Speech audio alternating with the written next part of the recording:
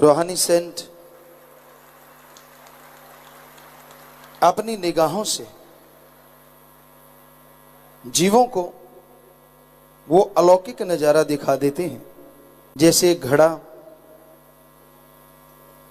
अगर सीधा पड़ा है, बरसात हो रही है, चाहे वो अमृत चाहे आम पानी, लेकिन अगर घड़ा सीधा है तो उसमें बरसात जरूर आती है। थोड़ा आड़ा तिरछा है, कुछ ना कुछ बरसात आती है। पर अगर वो घड़ा बिल्कुल उल्टा है तो एक बूंद उसमें पानी या अमृत नहीं आता। इसलिए अपने दिलो दिमाग को नैरो माइंडेड ना रखिए। खुले दिमाग से आप सुनोगे तो आपको वो शक्ति जो वास्तव में आपके अंदर है, विल पावर, आत्मविश्वास, उसे बुलंद करने के लिए तरीका मिल जाएगा। आप जीवन में खुशियां हासिल करना चाहते हैं, एंजॉय करना चाहते हैं, टोटली टेंशन फ्री होना चाहते हैं, तो उसके लिए गुरु मंत्र, मेथड ऑफ मेडिटेशन का तरीका है। ना घर छोड़ो, ना परिवार छोड़ो, और ना ही अलग से कोई वेशभूषा पहनने की जरूरत है। आप अपने घर में रहिए, परिवार में रहिए, और वहीं रहते हुए मेथड ऑफ मेडिटेशन, मालिक का नाम जपो। ज्यों ज्यों आप नाम जपते जाएंगे, आपका आत्मविश्वास बढ़ता जाएगा और उससे आपको कॉन्फिडेंस आएगा, और उस कॉन्फिडेंस से सक्सेस ग्राफ आपका बहुत बढ़ जाएगा।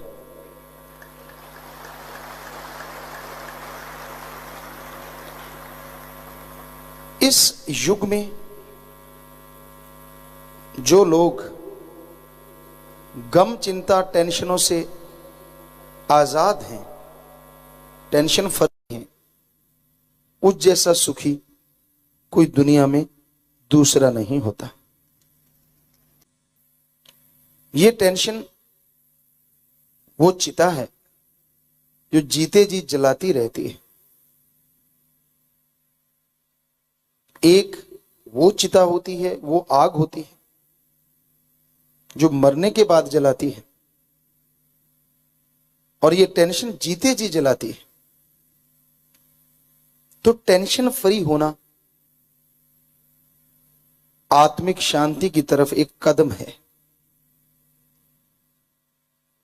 आज दुनिया में लोग आत्मिक शांति चाहते हैं, सुकून चाहते हैं, चैन चाहते हैं। तो शास्त्रनाम जी, शाह मस्ताना जी, जिन्होंने ये सच्चा सौदा बनाया, एक मेथड दिया, एक तरीका बताया कैसे आप बिना किसी पैसे के, बिना धर्म जात छोड़े टोटली टेंशन फ्री हो सकते हैं। कैसे परमानेंटली हैप्पीनेस, खुशियां आपके पास रहें। ये एक मेथड है, मेथड ऑफ मेडिटेशन। पर उसका जाप करना जरूरी है। आपके सामने घी, जो भी पावरफुल चीजें हैं टेबल पे रखी हूं, आप सिर्फ हाथ जोड़ते रहो तो क्या वो पावर आपके शरीर को मिलेगी? तब तक वो पावर आपको नसीब नहीं होती। उसी तरह मेथड ऑफ मेडिटेशन गुरु मंत्र, कलमा, नाम, शब्द है। जब तक आप खाते नहीं, अभ्यास नहीं करते, जीभा से, ख्यालों से, आम आदमी अपने दिमाग का 10 से 20% मुश्किल से इस्तेमाल करता है। जब आप मेथड ऑफ मेडिटेशन करते हैं, आपके आत्मबल का स्तर बढ़ जाता है, तो यही आपका दिमाग जो 10-15% या 20% आप काम में लेते हैं, 1.5 गुना या डबल आप इस्तेमाल में लेना शुरू कर देते हैं।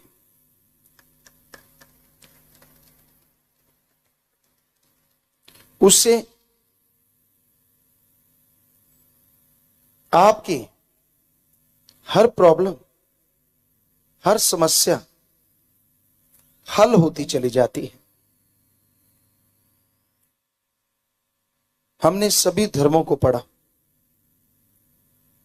दुनियावी पढ़ाई कम कर पाए, लेकिन जितनी कर पाए नॉन मेडिकल के स्टूडेंट रहे। विज्ञान में रुचि थी और विज्ञान में रुचि होने की वजह से हम पढ़ा करते। मनोविज्ञान ये कहती है कि आपको कोई समस्या हो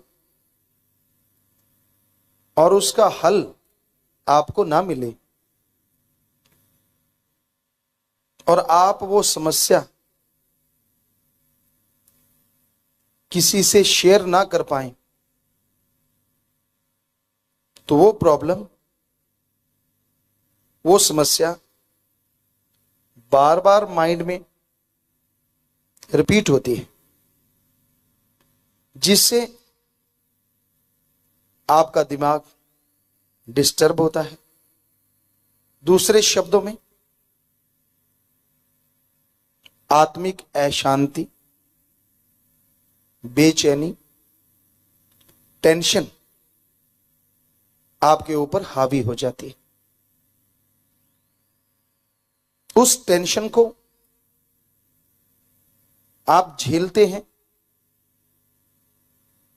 लेकिन कई बार दिमाग जवाब दे जाता है और आप बीमार पड़ जाते हैं। इस टेंशन को दूर मेथड ऑफ मेडिटेशन कर देता है। जैसे ही आप गुरुमंत्र का जाप करते हैं, तो आपके दिमाग की शक्ति बढ़ती है, सोचने की शक्ति बढ़ती है, और जिस समस्या का हल आपको पहले नहीं मिल रहा था, वो दिमागी सोच बढ़ने की वजह से आपको आपके अंदर से वो हल मिल जाता है, जिससे आप टोटली टेंशन फ्री हो जाते हैं।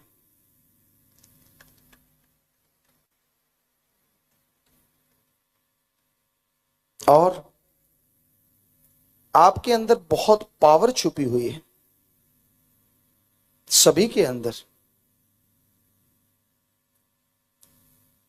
जैसे स्पीड है, गति है, हवा की बहुत है, प्रकाश की बहुत है, और मन की इससे भी ज्यादा है। पर इन सब से ज्यादा गति आत्मा की है। अगर आप गुरुमंत्र का जाप करें, शरीर में बैठे आप ब्रह्मांड में जा सकते हैं, लाइक ए रॉकेट।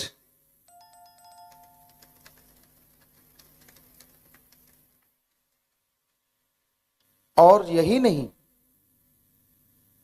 लाखों चंद्रमा, लाखों सूरज, लाखों नक्षत्र ग्रह आपको रास्ते में मिलेंगे। जरा सोचिए कितना मजा आएगा, कितना एंजॉय करेंगे आप जब आप खुद बिना किसी एरोप्लेन के, बिना रॉकेट के,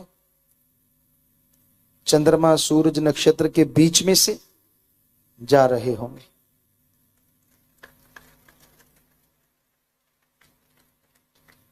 ये तो एक शुरुआत है। ज्यों ज्यों आप और ऊपर उठेंगे, जबरदस्त संगीत, मीठी मीठी धुनें, जिनकी आप कल्पना भी नहीं कर सकते, वो सुनाई देगा।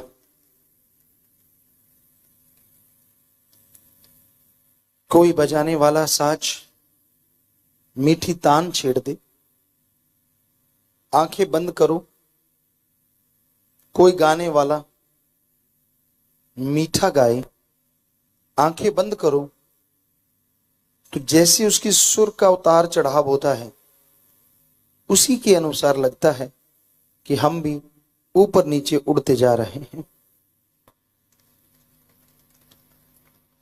पर यहां बहुत ही सुरीला कोई हो, बहुत ही हटके साज बजाए, तो यह संभव है। पर वहां इससे करोड़ों गुना मीठा साज बन सकते हैं। तो अब आदमी हाथ पे हाथ धर के बैठ जाए, क्या नसीब होगा? इसलिए मेहनत करना होगा, परिश्रम करना होगा, तभी कुछ हासिल होगा। अगर आप परिश्रम नहीं करते, मेहनत नहीं करते, साईं मस्ताना जी महाराज तो आप खाली हाथ रह जाते हैं। हमें यह संदेश दिया, जरूरी है आप मेहनत करें, प्रभु के नाम का सुमरन करें, सचखंड निज धाम, ताकि मालिक की तमाम खुशियां यहाँ पर रह रही हैं, झोली में आ यहाँ तो आप मेहमान हैं। कई कहते हैं जी हम बहुत मेहनत करते आए हैं, और एक दिन बड़ी मेहनत जैसे वो समय पर मेहनत का पूरा फल नहीं मिलता। संसार छोड़ के जाना होगा। सोने को हाथ लगाएं राख बन जाता है। क्या तो करें? सच्चा गुरु संत पीर फकीर कर्म जीवों को उपदेश देने आता है, बड़ा जबरदस्त है।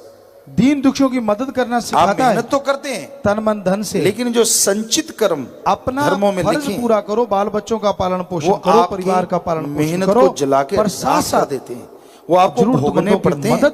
इसलिए आप सक्सेस नहीं होते, सफल नहीं होते। की मदद करने से फिर कहते हैं जी उन बच्चों का नहीं, पाप कर्मों बल्कि आने वाली कर्म चक्र को हटाएं कैसे? एक शाहूकार थे, बड़े ही अमीर थे, बड़े, एक तो राम के नाम का जाप करो, और दूसरा बहुत ही पैसा जोड़ने वाले परमार्थ पर हित के लिए समय लगाओ, पैसा लगाओ, तन लगाओ। तो यकीन मानो ये दोनों कर्म साथ साथ करने से आपके संचित कर्म कटेंगे और राख भी आपके लिए सोना बन जाएगी। और कोई जादू मंत्र नहीं है, वो सब बकवास है भाई। अगर वाकई आप मालिक की खुशियां हासिल करना चाहते हैं, उसकी कृपा दृष्टि के काबिल बनना चाहते हैं, तो आप अपने अंदर की मैल साफ करो, अल्लाह वाहिगुरु मालिक के नाम से जुड़ो। दिखावों में कुछ नहीं पड़ा, वो तो पाखंड है। पाखंड में कछु नाही साधो, पाखंड में कछु नाही रे, पाखंडिया नर भोगे 84, खोज करो मन माही रे। दिखावे ना करो, दिखावे में मन आपको रगड़ देगा। भक्ति करने लग गए, 10 लोग करें ओ भगत जी और भगत जी है नहीं भगत जी, लेकिन धरती से 2 फुट ऊपर चलने लगे। कहता मैं ही भगत हूं, बाकी तो सब पीछे छूट गए। नाम ध्याने वाले अहंकार में ना आना, करी कराई भक्ति माटी में ना मिलाना। यानी औरों को तो छोड़ो, जो परमात्मा का नाम लेते हैं उनमें भी अहंकार आ सकता है। क्योंकि जब तक 10वां द्वार नहीं खुलता, मालिक के नूरी स्वरूप के दर्शन नहीं होते, काम वासना क्रोध लोभ मोह अहंकार मन माया पूरी तरह कंट्रोल में नहीं रहते। कोयलों में आग जलती है, लकड़ी जलती है, उनके कोयले बनते हैं। थोड़ी मोटी राख डालने से वो बुझती नहीं, बल्कि अंदर ही अंदर आग उसके छुपी रहती है। उसी तरह सेवा करने से, राम नाम जपने से थोड़ा थोड़ा आपके ये काम वासना क्रोध दुनियादारी में, काम धंधों में इतना मस्त हो गया कि उसे ओम हरि अल्लाह वाहिगुरु गॉड याद ही नहीं रहता। हम कभी ये नहीं कहते कि दुनियावी काम धंधा नहीं करना है। इस धरती पे जन्म लिया है तो कर्म जोगी बनना लाजमी है, और कर्म अच्छे करने हैं, बुरा नहीं करना। अच्छे कर्म कैसे संभव है? आप समाज में रहते मेहनत करो, खेती बाड़ी है, नौकरी पेशा है, दुकानदार हैं, बिजनेस व्यापारी हैं, कोई भी काम आप करते रहिए, लेकिन काम करते हुए मेहनत, लगन, हक हलाल, कड़ा परिश्रम, दशानुवादिक किर्त करके कमाओ। कभी ठगी बेईमानी भ्रष्टाचार से ना कमाओ। कभी नहीं रोका जाता कि आप कर्म ना करो, कर्म करो, पर बुरे कर्म ना करो। कर्म करना तो इंसान के लिए अति जरूरी है। जो कर्म नहीं करते उनका मन बिगड़ैल हो जाता है। बैठे बैठे योजनाएं बनाते हैं, ये कर लेंगे वो कर लेंगे, और आखिर वो पाप की तरफ बढ़ जाते हैं। बुरे काम करने में, ठगी बेईमानी भ्रष्टाचार की तरफ बढ़ते चले जाते हैं। उनके दिलो दिमाग में ये बात घर कर जाती है कि ऐसे नहीं तो रातों रात ऐसे अपने अमीर बनेंगे, ये करेंगे वो करेंगे, फलां करेंगे, इत्यादि इत्यादि। तो कर्म बुरे ना करो, अच्छे कर्म करो, मालिक का नाम जपो, तभी आप मालिक की कृपा दृष्टि के काबिल बन सकते हैं। इंसान कर्म करता रहे और ज्ञान जोगी भी बना रहे। आपको ज्ञान हो, आप जौन सा कर्म करने जा रहे हैं वो कहीं गलत नहीं, क्योंकि जो गुरु पीर फकीर सच्चे का बन जाता है, हम 100% गारंटी देते हैं, उसे कर्म करते समय ये मालूम हो जाता है कि ये कर्म बुरा है और ये कर्म अच्छा है। हो ही नहीं सकता एक सत्संगी को ये पता ना चले कौन सा कर्म बुरा है और कौन सा अच्छा है। लगातार सुमरण करने से अच्छे कर्मों में चलने की मदद मिलती है, और सुमरण न करने से मन बहक जाता है। पता होते हुए भी इंसान बुरा कर्म कर बैठता है, कई बार अनजाने में होता है, तो उसे मालिक पल में मुआफ कर देते हैं और बदले में खुशियों से माला माल कर देते हैं। कर्म बुरा ना करो, सोच के बुरा ना करो, हमेशा मालिक से अच्छे कर्म के लिए दुआ करो और सुमरन करो, तो यकीनन आप अच्छे कर्मों की तरफ बढ़ेंगे। सुमरन करते हुए मालिक की दया में रहमत के काबिल बनते जाएंगे और खुशियों से माला माल हो जाएंगे। कौन नहीं चाहता इस संसार में उसे खुशियां मिलें? ऐसा तो कोई आदमी नहीं जो अपने लिए दुख चाहता हो, गम चाहता हो, बीमारियां चाहता हो, ठीक है, कोई अपने जीवन से ऊब जाए, दिमाग पे बोझ पड़ जाए तो बात अलग है, ऐसा सोचने लग जाए। अदरवाइज नॉर्मल माइंड जिनका है वो कभी ये नहीं सोचते कि जीते जी उनको गम दुख दर्द परेशानी बीमारियां आए। वो तंदुरुस्ती चाहते हैं, परिवार की तंदुरुस्ती चाहते हैं। और तंदुरुस्ती भी एक नियामत है मालिक की, और उस नियामत को बनाए रखने के लिए मालिक का नाम जपने के अलावा और कोई तरीका नहीं है। मेहनत कीजिए, कड़ा परिश्रम कीजिए, शरीर तंदुरुस्त रहता है, लेकिन आत्मा तंदुरुस्त होगी तभी शरीर की तंदुरुस्ती का फायदा उठाया जा सकता है। तो काम धंधे के साथ साथ मालिक के नाम का जाप करते रहें। सुमरन अति जरूरी है, सुमरन के बिना बात नहीं बनती। जब तक इंसान सुमरन नहीं करता मालिक की खुशियां हासिल नहीं कर पाता। तो इसलिए भाई चलते बैठ के लेट के काम धंधा करते सुमरन जरूर किया करो। सुमरन खुशियों का घर है। सुमरन करने से गम चिंता परेशानी मिट जाती है। इसलिए सुमरन से अपनी आत्मा को जोड़ो, और यहां तक संभव हो जो भी कोई बुराई की दलदल में फंस जाते हैं उनको सुमरन से जोड़ो। एक इंसान को अगर आप अल्लाह वाहिगुरु राम के नाम से जोड़ देते हैं तो जिस तरह मां से बिछड़े बच्चे को उससे मिला दो, उससे हजारों गुना बढ़ के आपको मालिक खुशियां बख्श देंगे।